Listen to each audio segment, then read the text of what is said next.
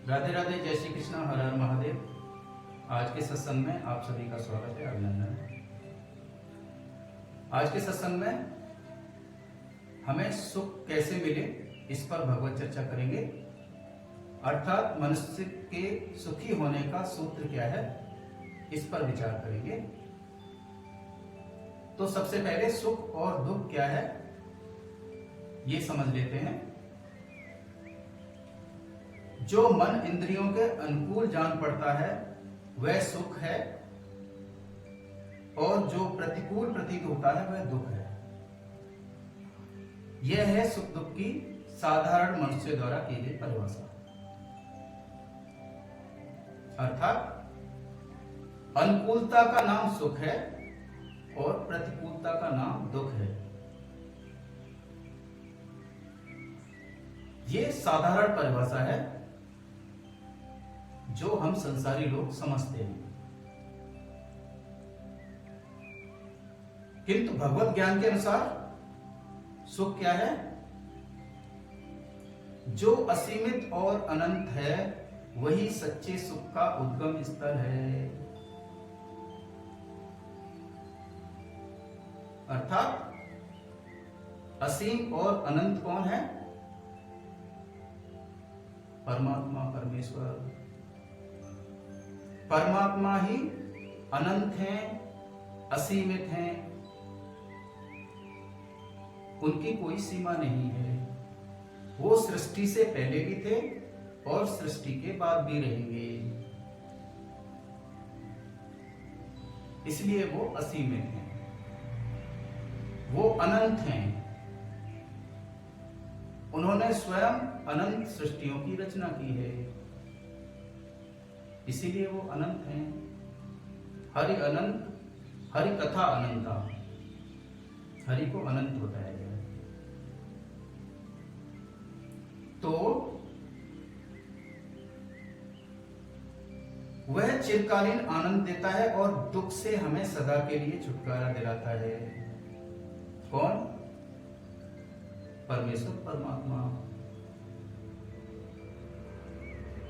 कैसे? क्योंकि परमात्मा ही सच्चिदानंद स्वरूप हैं, सत्य चित्त आनंद स्वरूप हैं। सारे सुखों का उद्गम उन्हीं से होता है, सारे सुख उन्हीं से आते हैं। दरअसल सुख और दुख दोनों ही अनित्य हैं, स्थायी नहीं है, टिकने वाले नहीं हैं। तो टिकने वाला सुख क्या है? आनंद। सदा टिकने वाला सुख जो होता है वो आनंद है। आनंद क्या होता है? जहां सुख पाने की इच्छा का अंत होता है वहां से आनंद की सीमा शुरू होती है। सुख पाने की इच्छा का त्याग कर दिया। सुख पाने की इच्छा क्या होती है? संसार के भोग पदार्थों से सुखी होने का प्रयास। संसार के पदार्थों में सुख है नहीं, वो स्वयं अस्थिर हैं, अनित्य हैं, अशाश्वत हैं, चिरस्थायी नहीं है, इसलिए उनसे मिलने वाला सुख भी स्थायी नहीं होता।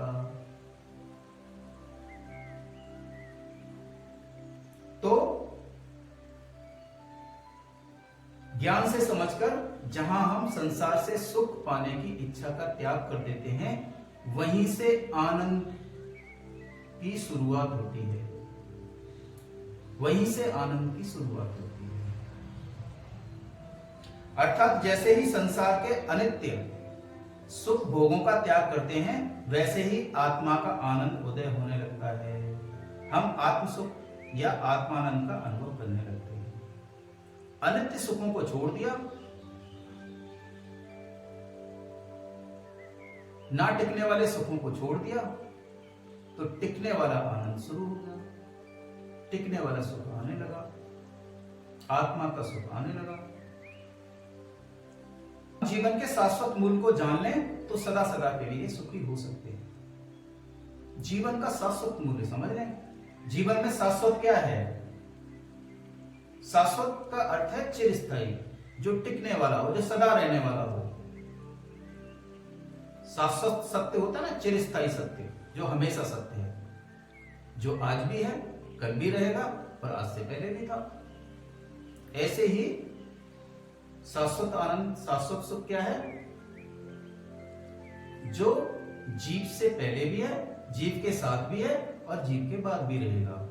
आत्मा का आनंद, आत्म सुख। तो ज्ञान द्वारा आपके जीवन को सुखी बनाने के 6 सूत्र बताए गए हैं। इन पर थोड़ी थोड़ी चर्चा करते हैं। पहला सूत्र है धर्म का पालन करना। धर्म पालन। सुखार्ता सर्वभूतानां मता सर्वा प्रवृत्तयः सुखम च न विना धर्मात् तस्मात् धर्म परो भवेत्। अर्थात समस्त प्राणियों की वृत्तियां सुख प्राप्ति की होती हैं, परंतु धर्म परायण होने पर ही उन्हें अपेक्षित सुख मिलता है। जीवन में धर्म परायणता नहीं है, धर्म का आचरण नहीं है, तो सुख हो ही नहीं सकता। इसलिए सुख चाहने वाले को धर्म परायण होना चाहिए। धर्मचारणी मनुष्य चाहे ज्ञानी हो, अज्ञानी हो, कैसा भी हो, उसे सुख प्राप्त होगा ही होगा।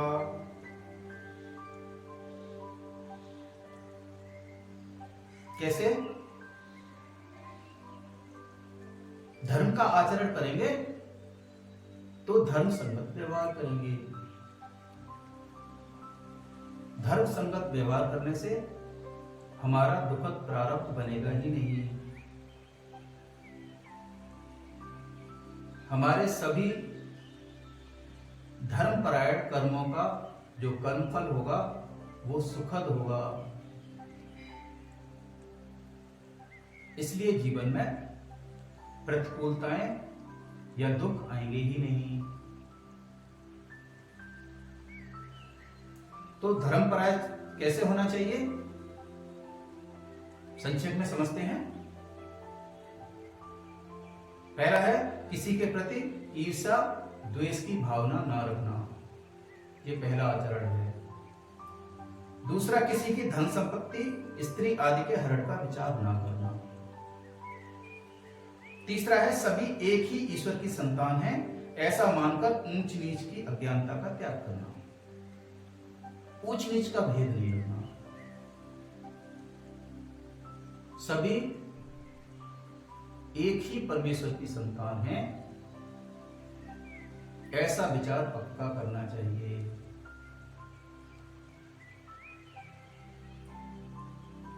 शिव पुराण में आता है, ब्रह्मा जी के अंग से स्वयंभू मनु और माता शतरूपा स्त्री का प्रादुर्भाव हुआ। पहले पुरुष महाराज मनु और पहली स्त्री मां शतरूपा का जन्म ब्रह्मा जी के शरीर से हुआ। इन दोनों की संतानें ही मानव कहलाई। हम सभी मानव इन्हीं दोनों स्त्री पुरुष की संतान हैं। एक ही स्त्री पुरुष की संतान है, एक ही माता पिता की संतान है। तो जब सभी मानव एक ही माता पिता की संतान हैं, तो फिर उसमें नीच नीच का भेदभाव कैसे हो सकता है? ऐसे भेदभाव को मन से मिटाना और समानता का भाव रखना चाहिए। ये धर्माचरण है। अगला है ईश्वर द्वारा प्रदत्त धन संसाधन ज्ञान आदि से दूसरों की सेवा करना और उनकी मदद करना। जो भी संसाधन आपको मिले हैं, जो भी ज्ञान मिला है, जो भी धन संपत्ति मिली है, उस सबसे जरूरतमंद लोगों की मदद करना, ये धर्माचरण में आता है। और अगला है मन वाणी कर्म से किसी को कष्ट ना देना। किसी को हमसे कष्ट ना हो, हमारे व्यवहार से कष्ट ना हो, हमारी वाणी से कष्ट ना हो।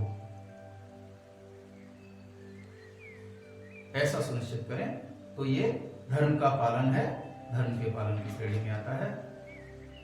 दूसरा सूत्र बताया गया साधना। गृहस्थ के लिए साधना का अर्थ है अपने अंतःकरण की शुद्धि करना।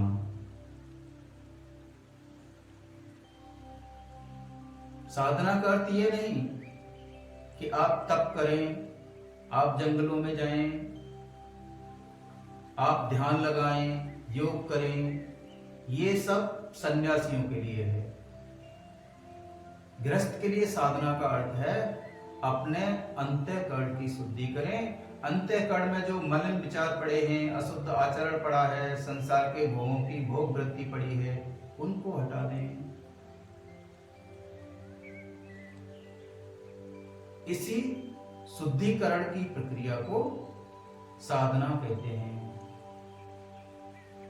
जब तक भोग वृत्ति और आचरण की अशुद्धि बनी रहेगी, तब तक अपने अंदर स्थित आत्मा के आनंद की अनुभूति नहीं हो सकती। हमने आत्मा को ढक रखा है संसार के आवरण से, संसार की भोग वृत्तियों से। आवरण हटेगा तो आत्मा का अनुभव होगा। वो आवरण कैसे हटेगा? अंतःकरण की शुद्धि करने से, व्यवहार की शुद्धि करने से, आचरण की शुद्धि करने से। तो ये साधना के अंतर्गत आते हैं। साधना के 8 अंग होते हैं, संक्षिप्त में समझा देते हैं। पहला बताया आचरण शुद्धि हेतु प्रयास करना। आपके आचरण में जो भी मलिनता है, आपके व्यवहार में जो भी मलिनता है, या जो भी 10 पाप गिनाए गए हैं, हिंसा, चोरी, परस्त्री गमन, कटु वचन, निंदा, झूठ, बकवाद, पराये धन की इच्छा रखना, दूसरों का बुरा चाहना, नास्तिक बुद्धि रखना, ये 10 पाप बताए गए थे सत्संग के पिछले भागों में। तो ये जो 10 पापाचार हैं हमारे आचरण में, इनको दूर करके अपने आचरण की शुद्धि कर लें। ये पहला काम है, ये पहला भाग है साधना का। दूसरा भाग क्या है? अहम का त्याग करना। अहम का मतलब है मैं शरीर हूं, ऐसा मिथ्या विचार छोड़ दें। आप शरीर नहीं हैं, आप आत्मा हैं, परमात्मा का अंश हैं। शरीर भाव का त्याग करें, ये अहम का त्याग हुआ। तीसरा आता है नाम जप करना। गृहस्थ के लिए नाम जप करना काफी है। काम करते करते, जिम्मेदारियां निभाते निभाते ईश्वर का नाम चलता रहे, ईश्वर का नाम लेते रहे, इसको नाम जप करना कहते हैं। जरूरी नहीं है आप ध्यान लगा के बैठे तब नाम जप करें। आप घर गृहस्थी का काम कर रहे हैं, उसके साथ साथ नाम जप कर सकते हैं, भगवान का नाम ले सकते हैं, राधे राधे बोल सकते हैं, जय श्री कृष्णा बोल सकते हैं। अगला आता है सत्संग करना या सुनना। यह भी साधना का ही अंग है। मैं ये सत्संग सुना रहा हूं, आप सत्संग सुन रहे हैं, हम दोनों साधना कर रहे हैं। ये साधना का ही अंग है। इसके लिए कोई अतिरिक्त प्रयास करने की जरूरत नहीं हो। जैसे हम बाकी काम करते हैं, वैसे हम सत्संग कर सकते हैं, सत्संग सुन सकते हैं। सब कामों के साथ साथ साधना होती रहती है। अगला है सत्सेवा करना। सत्सेवा अर्थात निस्वार्थ सेवा करना। तो गरीब की, असहाय की, बीमार की गौ सेवा करना, संत सेवा करना, निर्धनों को सेवा करना, ये सब सत्सेवा में आता है। छठा भाग है सत्य के लिए त्याग करना, अर्थात दूसरों के लिए अपने सुख का त्याग करना या भोगों का त्याग करना। कोई जरूरतमंद है, किसी के पास भोजन नहीं है, आपने अपने भोजन में से कुछ उसको दे दिया। कोई निर्धन है, किसी के पास जीवन यापन के लिए धन नहीं है, किसी के पास बच्चे को पढ़ाने के लिए धन नहीं है, बीमारी के लिए धन नहीं है, आपने थोड़ा सा धन अपने में से त्याग करके उसको सेव कर दिया, तो ये आपके लिए साधना हो गया।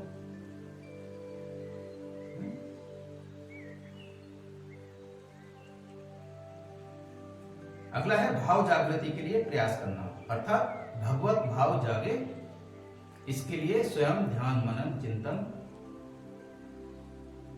ईश्वर नाम का सुमिरन करते रहें, जिससे भाव पक्का हो, भाव जागृति हो, भगवत भाव की जागृति हो। ऐसा प्रयास करता रहना चाहिए। तो ये भी एक साधना का अंग है। और 8वां भाग है समस्त प्राणियों के प्रति प्रेम का भाव रखना, अर्थात सभी प्राणी मनुष्य के लिए प्रेम का भाव रखना, किसी के लिए घृणा का भाव नहीं रखना। ये भी एक तरह की साधना है। पापी से पापी मनुष्य के लिए भी घृणा का भाव नहीं रखना।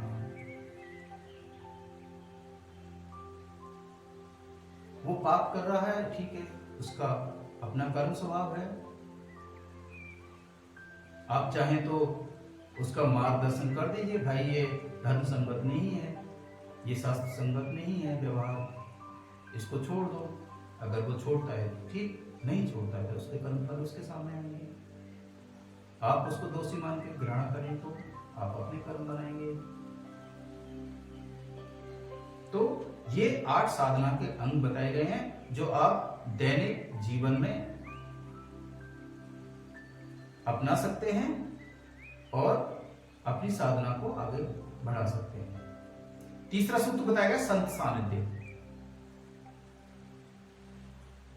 मनुष्य में जितनी वासना अल्प होगी उसका सानिध्य उतना ही आनंददायक होगा।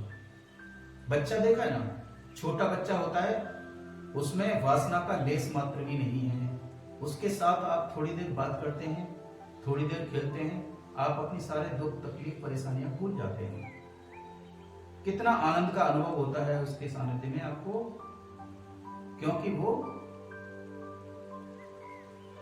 भोग वृत्तियों से, वासनाओं से, छल कपट से, इच्छाओं से मुक्त है। ऐसे ही कोई संत पुरुष, महात्मा, महापुरुष मिले जिसने अपनी वासनाओं का, अपनी इच्छाओं का समूल नाश कर दिया है।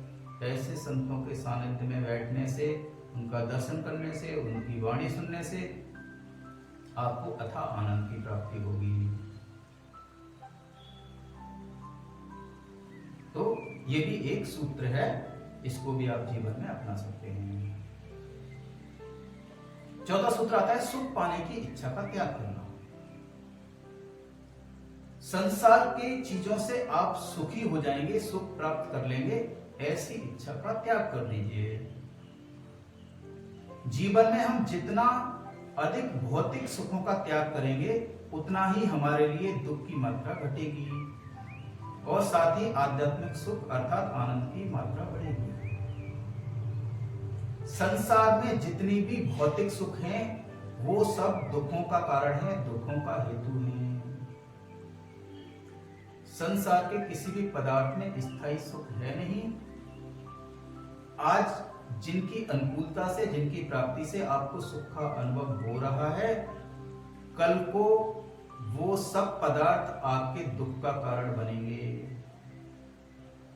चाहे वो अनुकूल परिस्थितियां हों, चाहे वो अनुकूल लोग हों, चाहे वो अनुकूल आपके परिजन हों, चाहे वो अनुकूल आपका शरीर हो, चाहे वो अनुकूल आपका धन संपत्ति व्यापार हो। आज जो अनुकूल है कल वो आपके लिए प्रतिकूल होगा ही होगा। अनुकूलता कभी एक जैसी रहने वाली नहीं होती है। तो जो लोग आपको आज अनुकूल जान पड़ते हैं, जिनमें आपका आज राग है, जिनसे आज आप सुखी होना चाहते हैं, कल उनका व्यवहार प्रतिकूल होगा तो आपको इससे अधिक दुख होगा, इससे अधिक कष्ट होगा, पीड़ा होगी।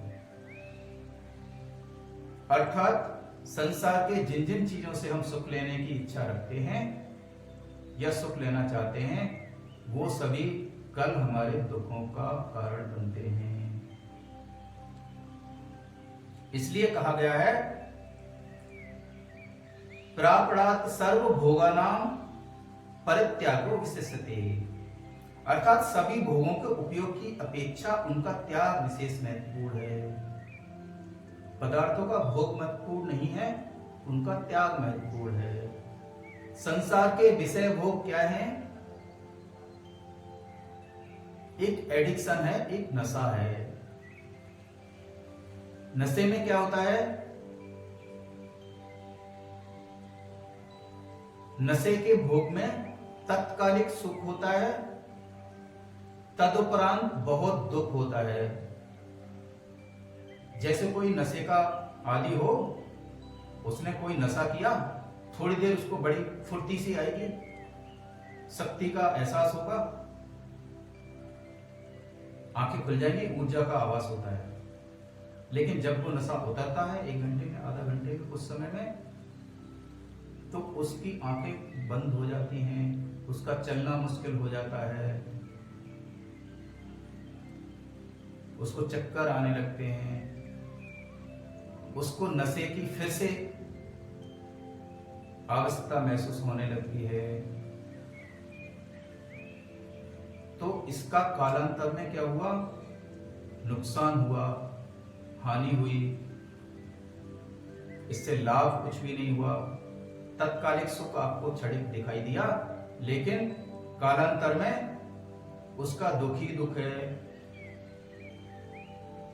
उससे हानि ही हानि है। किंतु अगर भोगों का आप त्याग कर दें तो तत्कालिक दुख महसूस होगा।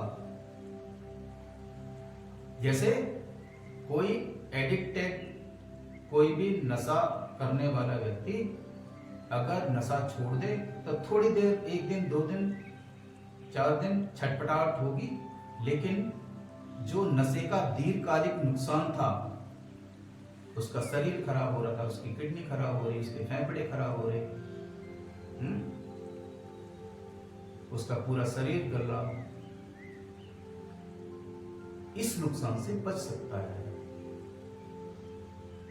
ऐसे ही हम संसार के भोग पदार्थों का त्याग करेंगे तो तत्कालिक दुख लगेगा कि हमारा ये भी छूट गया, वो भी छूट गया, ये विषय भी छोड़ दिया, लेकिन उससे जो जीवन का नाश होने वाला था, जो अंतःकरण का नाश होने वाला था, जो हमें आगे दुख मिलने वाला था उन भोगों से, जब वो भोग नहीं रहते या हम भोगने की स्थिति में नहीं रहते, तब जो दुख होने वाला था, उस महान दुख से हम बच गए।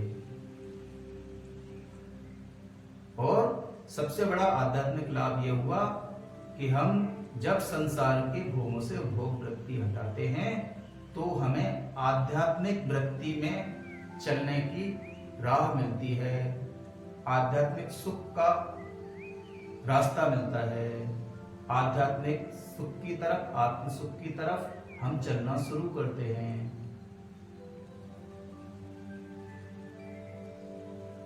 तो इसी प्रकार जो शक्ति सुख की इच्छा करने में हम व्यय करते हैं, वह शक्ति अपने आप में आनंद स्वरूप है, यह समझने पर इच्छा की उत्पत्ति नहीं होगी, इच्छा की उत्पत्ति नहीं होगी। तो सुख पाने की इच्छा का त्याग करना चाहिए। हमको भगवत सुख की तरफ, आत्मिक सुख की तरफ अपनी वृत्ति करनी चाहिए। वो कब होगी? जब संसार के सुखों की इच्छा से हम वृत्तियां हटाएंगे तो भगवत सुख की ओर हम चल पाएंगे। अगला 5वां सूत्र बताया गया, प्रेम रूप बनना। प्रेम रूप बनना, आप स्वयं प्रेम स्वरूप हैं, आप अथाह प्रेम का सागर हैं। हमने आत्मा के गुणों में पढ़ा था पीछे,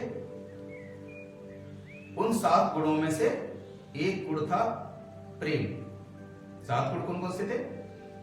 पवित्रता, शांति, शक्ति, प्रेम, प्रसन्नता, ज्ञान और गंभीरता। तो इनमें देखा प्रेम एक आत्मा का गुण है। हम जब भी अपनी वृत्तियों को संसार से हटा के परमात्मा की तरफ, आत्मा की तरफ चलते हैं, आत्मभाव की तरफ लौटते हैं, आत्मा में टिकने का प्रयास करते हैं, तो आत्मा के गुण जागृत होना शुरू हो जाते हैं। और उन्हीं आत्मा के गुणों में से एक गुण है प्रेम। आपके हृदय में ईश्वर का प्रेम प्रकट होने लगता है। तो आप खुद प्रेम का अथाह सागर बन जाते हैं। फिर आपको किसी से प्रेम मांगना नहीं पड़ता। आप पूरी दुनिया को, पूरी प्राणी मात्र को प्रेम बांटने वाले मिल जाते हैं। आप सबको प्रेम बांटते हैं, प्रेम बांटने वाले बन जाते हैं। आपके दर्शन से, आपकी वाणी से, आपके सानिध्य से दूसरों को प्रेम मिलना शुरू हो जाता है। आप प्रेम स्वरूप हो जाते हैं।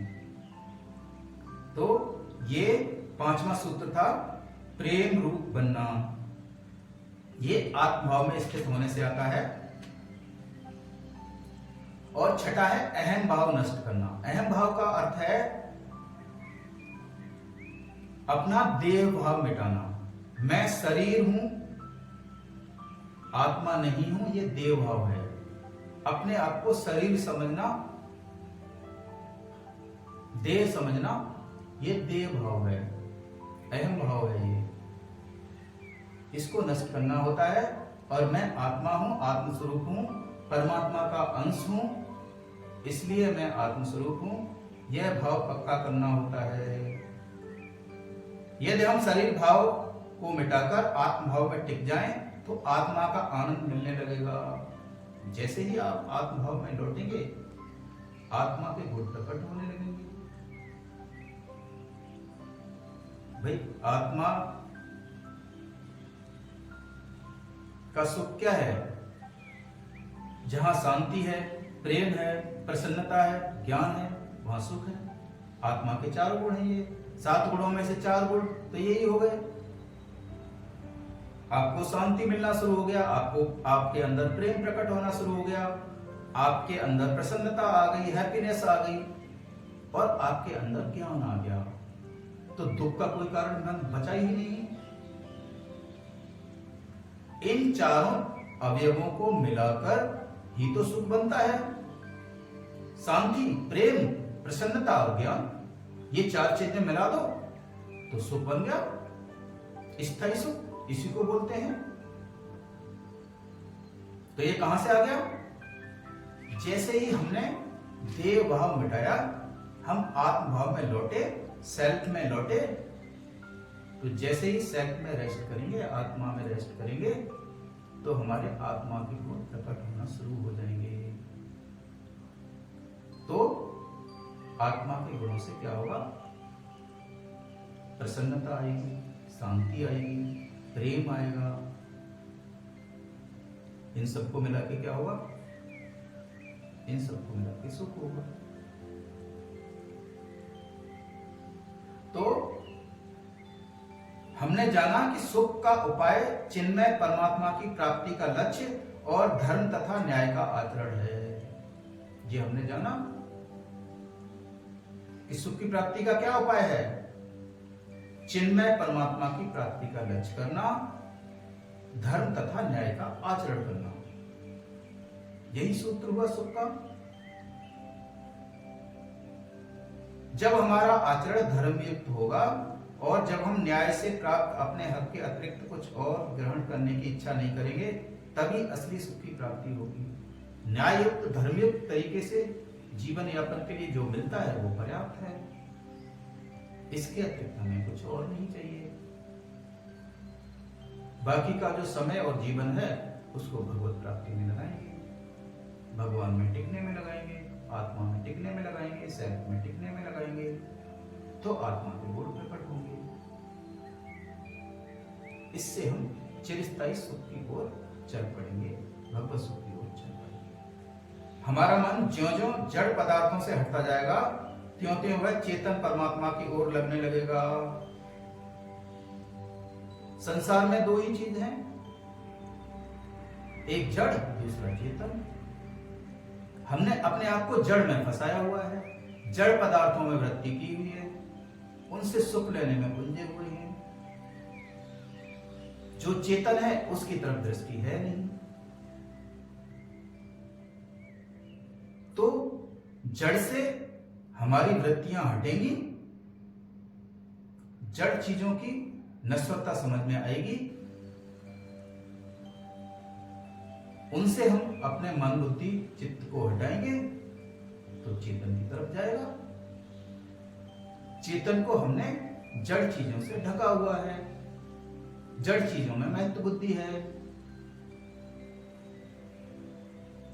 तो जड़ से मन हटेगा, चेतन की तरफ चलेगा।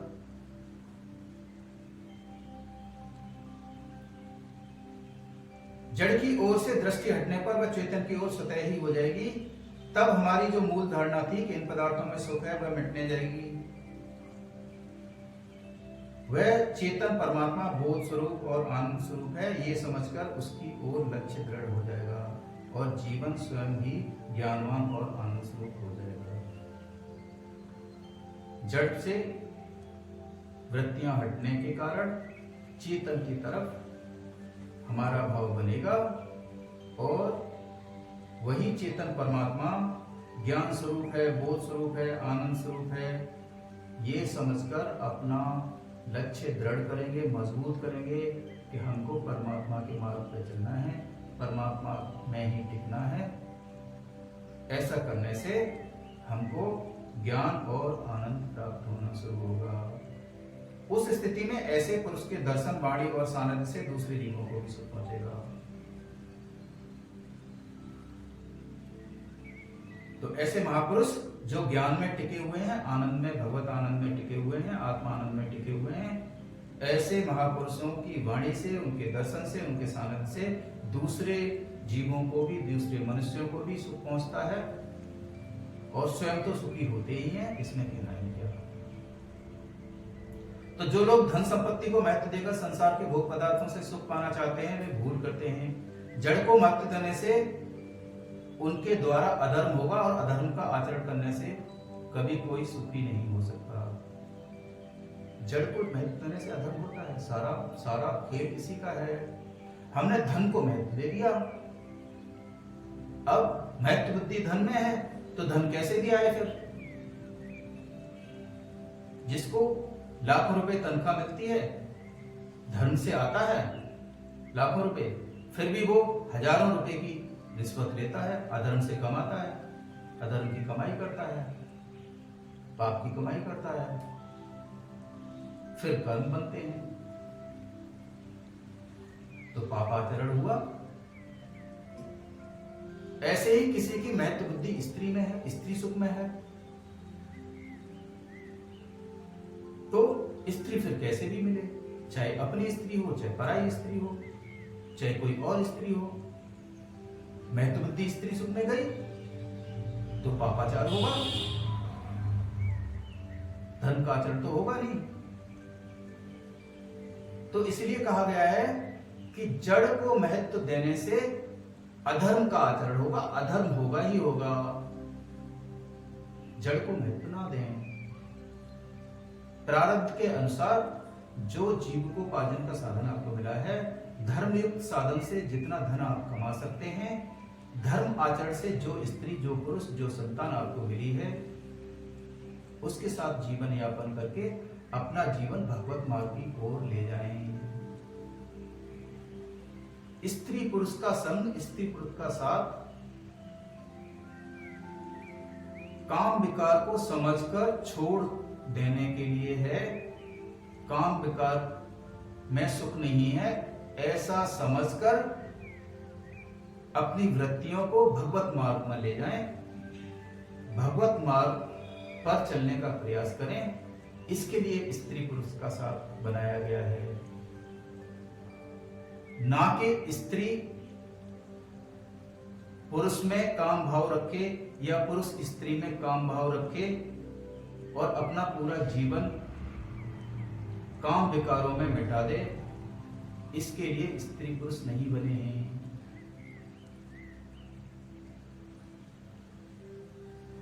ये ज्ञान से समझने से पता लगता है। ये सभी जड़ वस्तुएं हैं। संसार में जितनी चीजें आपको दिखती हैं वो जड़ वस्तुएं हैं। चेतन सिर्फ परमात्मा है। चेतन की तरफ हमें दृष्टि करनी पड़ेगी। या आत्मा है, परमात्मा का अंश आत्मा है, लेकिन हमारी दृष्टि आत्मा की तरफ होती नहीं। हम स्वयं शरीर भाव में हैं, हम दूसरे मनुष्यों को भी शरीर भाव से ही जानते हैं। पत्नी पति को शरीर भाव में पुरुष रूप में जानती है, पति पत्नी को स्त्री भाव में शरीर रूप में जानता है।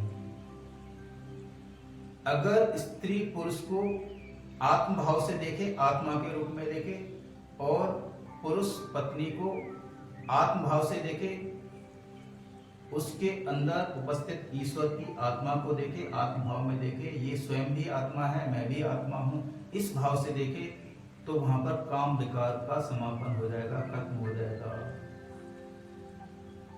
ज्ञान यही सिखाता है, ना कि आप शरीर भाव पक्का करें और अपनी भोग वृत्तियों से बाहर ना निकलें, पूरा जीवन भोग वृत्तियों में निकाल दें। इसके लिए जीवन नहीं है। तो इसीलिए कहा गया, जड़ को महत्व देने से उसके द्वारा अधर्म होगा और अधर्म का आचरण होने से किसी को सुख नहीं हो सकता। इसके विपरीत यदि सत्य चेतन और अच्छे सुख के भंडार भगवान को महत्व देकर उनके द्वारा सुख पाना चाहेंगे तो सदा के लिए सुखी हो जाएंगे।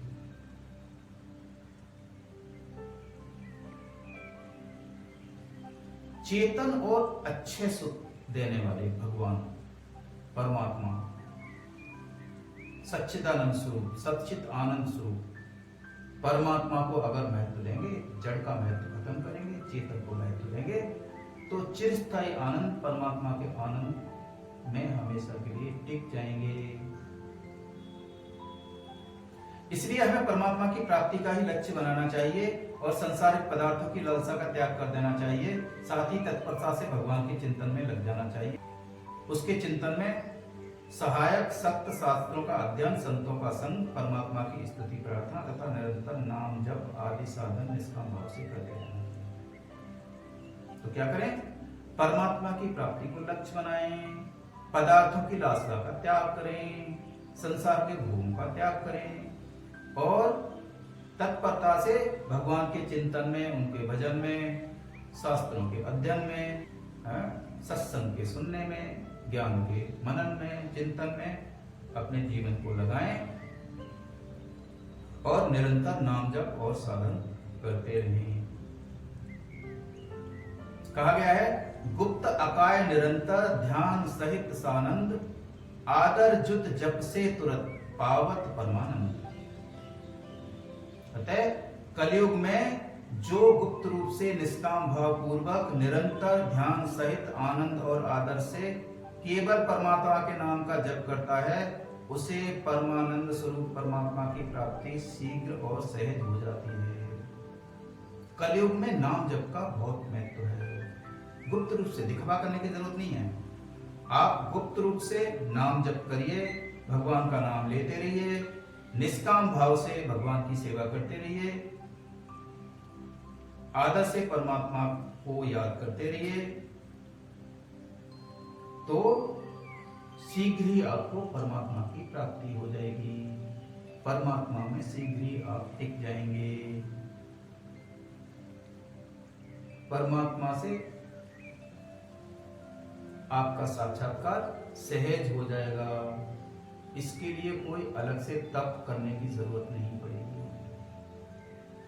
इसमें मुझे कोई संदेह नहीं है।